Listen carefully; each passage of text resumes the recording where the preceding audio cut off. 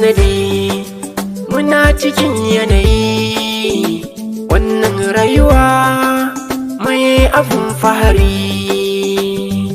Sanadi muna cikin yanayi wannan rayuwa mai abun fahari.